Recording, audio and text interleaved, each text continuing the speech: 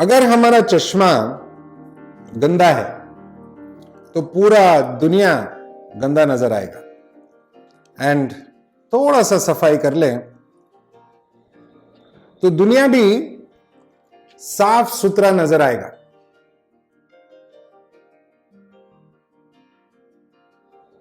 सफाई बहुत इंपॉर्टेंट है ना।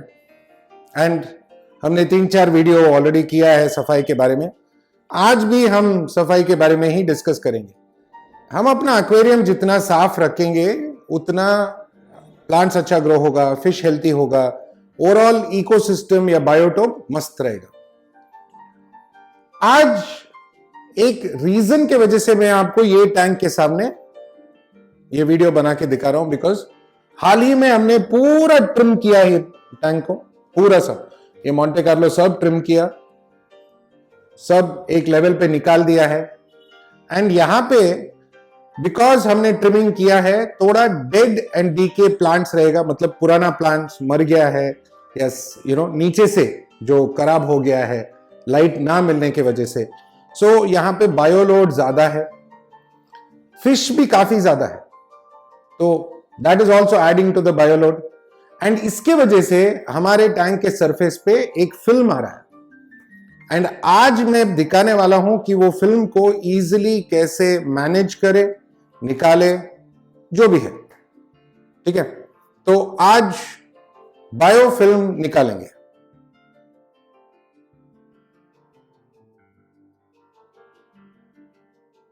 कोई भी चीज कॉम्प्लिकेटेड लगे तो उसका सॉल्यूशन क्या है, थोड़ा उसके लिए होमवर्क करो, समझो, पढ़ो क्या है ये बायोफिल्म, होता क्या है। तो ये जो बायोफिल्म है ऊपर, ये एक्चुअली एक बैक्टीरिया है, इसको नायोफाइलम बैक्टीरिया बोलते हैं।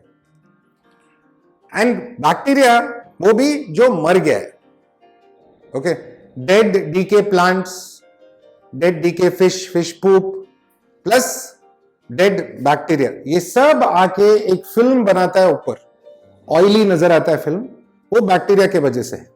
बट इट्स नॉट हार्मफुल, कोई प्रॉब्लम नहीं है।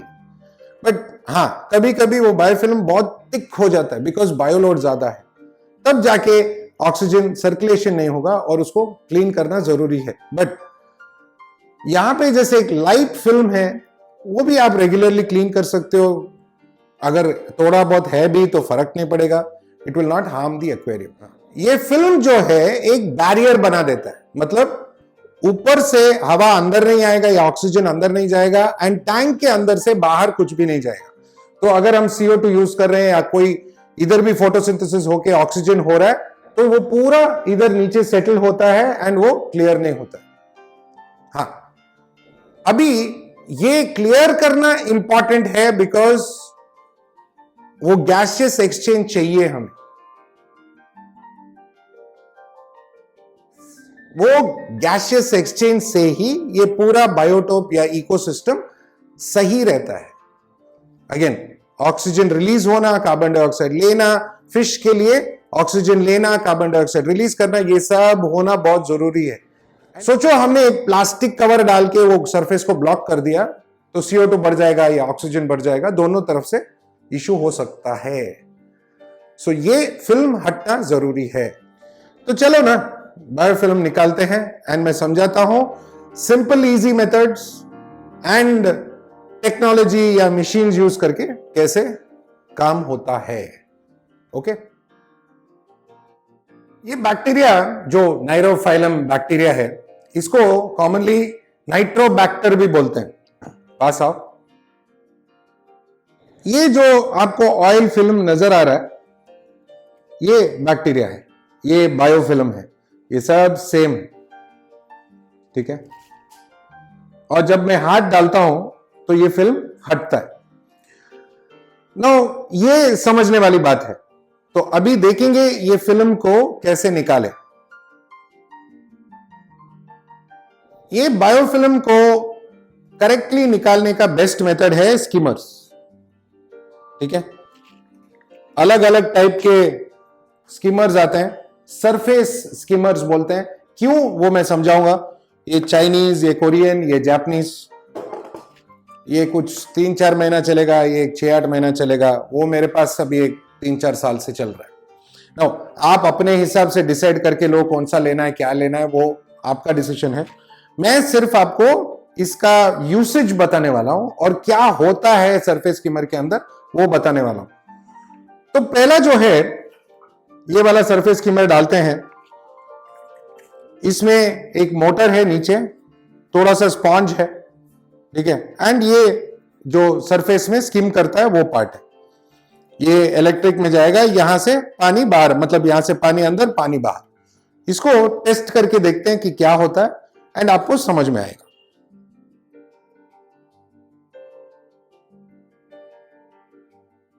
क्या आपको जानना है कि जीरो कॉस्ट में ये बायोफिल्म कैसे निकलता है?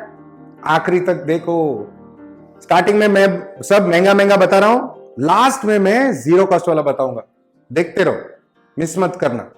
तो अभी यहां पे क्या हो रहा है, यहां से पानी ले रहा है, ये सरफेस के ऊपर है, यहां से पानी ले रहा है, ठीक है, पानी अंदर जा रहा है, वो ऑयल फिल्म भी जा रहा है।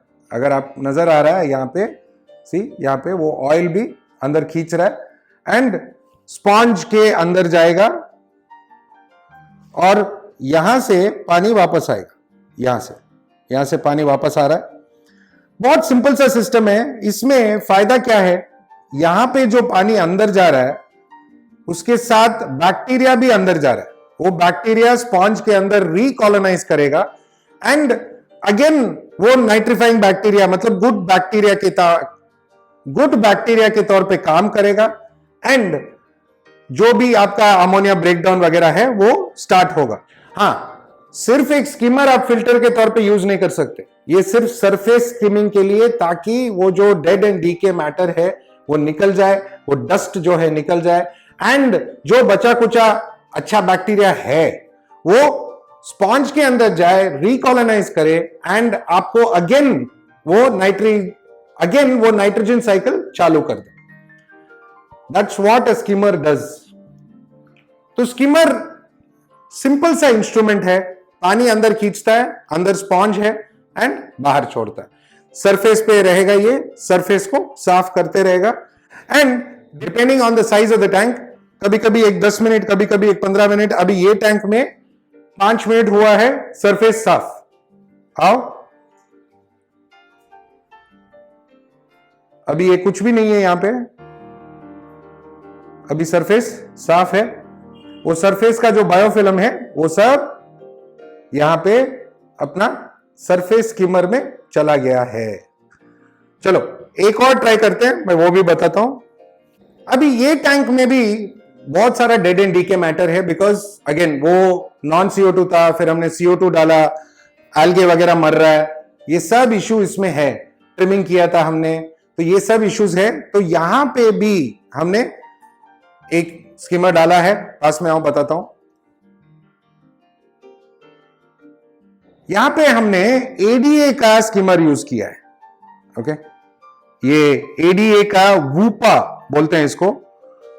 और इसमें एडवांटेज क्या है, ये वाला स्किमर में ऑटोमेटिक कट ऑफ आता है, मतलब पानी का लेवल डाउन हो गया तो स्किमर ऑटोमेटिकली स्टॉप हो जाएगा। अभी ये यहां पे बहुत सारा ऑयल फिल्म है, देखिए बहुत सारा है, ये सब एक 5 मिनट में निकल जाएगा, स्किमर के अंदर जाएगा। तो नीचे यहां पे एक स्पॉन्ज है, सेम सिस्टम अगेन, स्पॉन्ज में बैक्टीरिया रिकॉलोनाइज करेगा एंड आपको अगेन बेनिफिट मिलेगा वो बैक्टीरिया का। आपको जैसे दिख रहा है ये पूरा ऑयल यहां पे, या बायोफिल्म, ऑयल नहीं होता एक्चुअली, तो बायोफिल्म अंदर जा रहा है एंड वापस बाहर, यहां से बाहर आ रहा है। सिस्टम सेम है। ये स्टेनलेस स्टील का होता है, थोड़ा लाइफ अच्छा है इसका, थोड़ा लाइफ बेटर है इसका एंड लंबा चलता है। ये एक और दूसरा मॉडल है, दूसरा कंपनी का है। यहां पे भी सेम जैसे आपको दिख रहा है, वो ऑयल पूरा अंदर जा रहा है एंड यहां से बाहर आ रहा है, ये पोजीशन से बाहर आ रहा है। स्टैंडर्ड सेम प्रोसेस एंड सब बायोफिल्म में सेम होता है। ओके, ये ऐसे इसके साथ खेलने में मजा आता है। But that's what it happens. देखो पूरा ऑयल फिल्म चला गया एंड आपका सरफेस साफ। नाउ स्कीमर्स के बारे में कुछ चीजें समझो। फर्स्ट, अगर आप लोकल या चाइनीज या कोई वैरायटी स्कीमर्स यूज कर रहे हो, मेंटेनेंस के टाइम उसको स्विच ऑफ करो, नहीं तो मोटर बर्न हो जाएगा।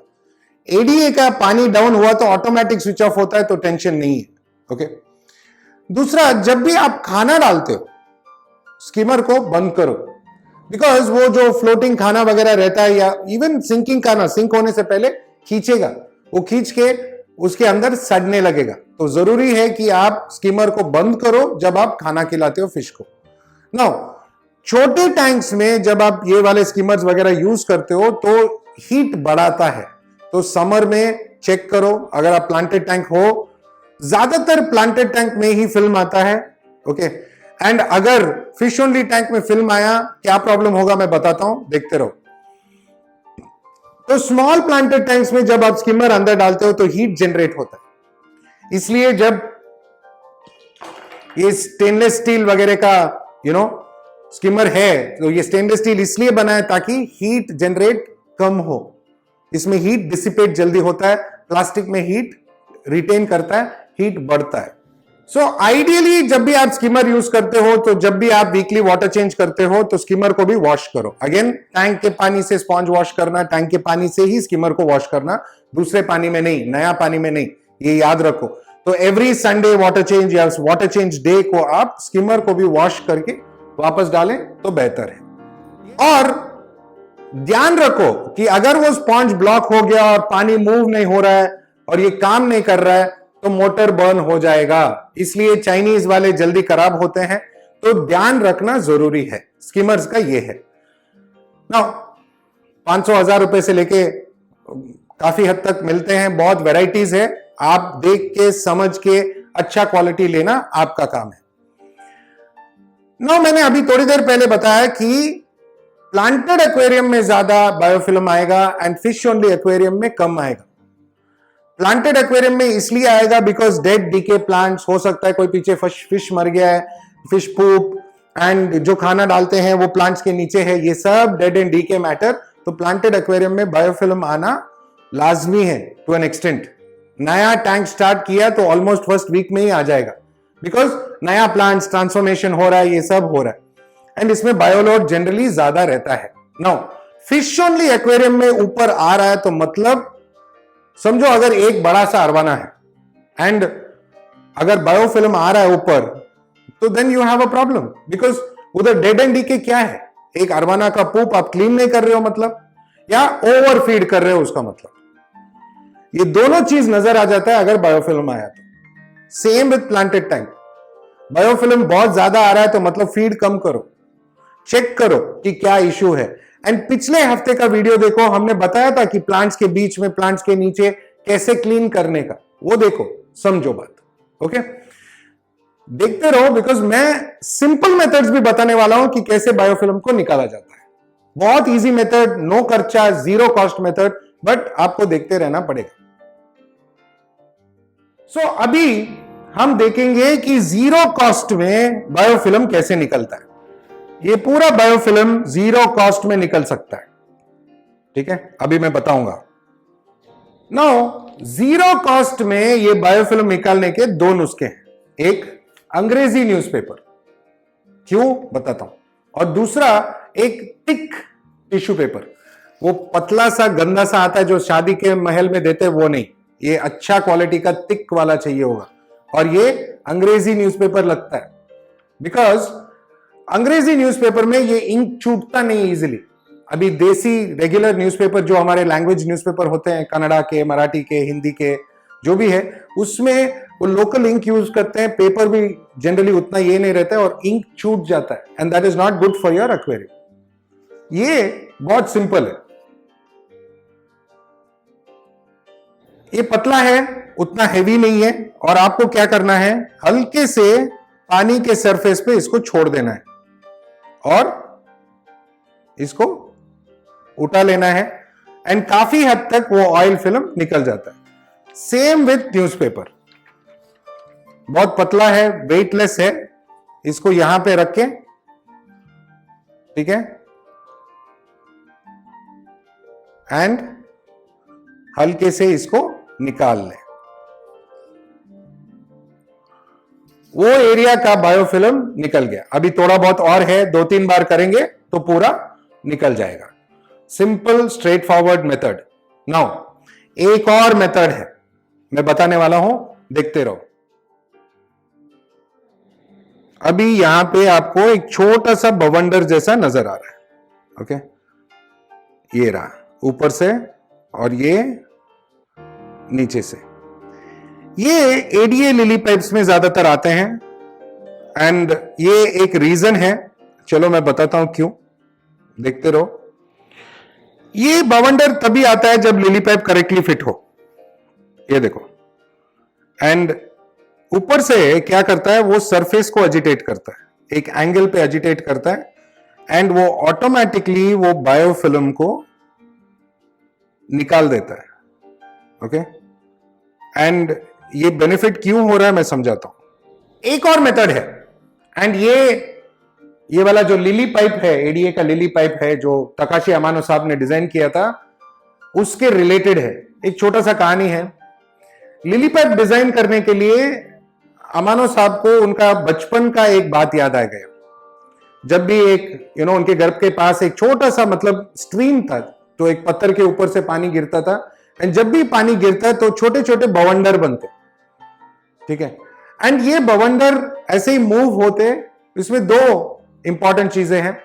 एक वो एक पॉजिटिव टू नेगेटिव आयोन्स का कुछ एक इंपॉर्टेंट स्टोरी है, बट वो काफी लंबा स्टोरी है, वो एक और दिन बात करेंगे। बट यहां पे क्या होता है, वो बवंडर क्रिएट होके वो एक स्किमर के तौर पे काम करने लगता है एंड सरफेस को एजिटेट करता है।